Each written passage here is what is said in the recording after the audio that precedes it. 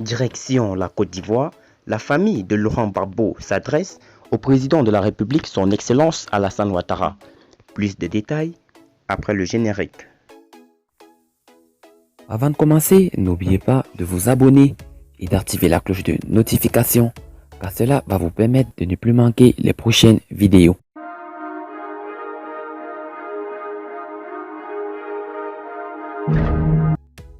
Devant la crise du Covid-19 à laquelle la Côte d'Ivoire, à l'instar du monde entier, fait face, Fatal Harry, activiste ivoirien et secrétaire général du mouvement Famille de Gbagbo, interpelle le président de la République Alassane Ouattara.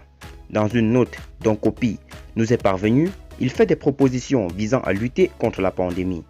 Fatal Harry, secrétaire général du mouvement Famille de Gbagbo, panafricain et cyberactiviste ivoirien, entend jouer sa partition aux côtés du gouvernement ivoirien dans la lutte contre le Covid-19.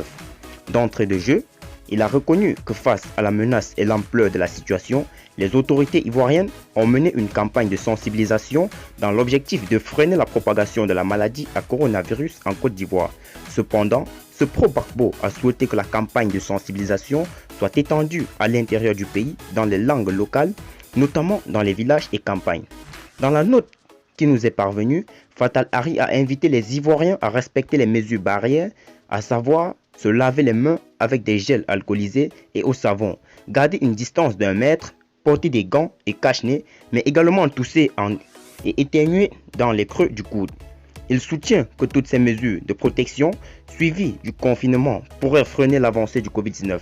Par ailleurs, le secrétaire général du mouvement Famille de Gbagbo avance qu'en Côte d'Ivoire, la pauvreté touche près de la moitié de la population. C'est pourquoi il demande au président Alassane Ouattara de distribuer des gels alcoolisés, des cache-nez, des vivres et non-vivres à tous les Ivoiriens sans distinction, à permettre la gratuité de la consommation d'eau et d'électricité sur une durée de 3 mois. À l'en croire, tout ceci pourra apporter une bouffée d'oxygène et soulager les populations au regard des commerces fermés, des personnes en chômage technique.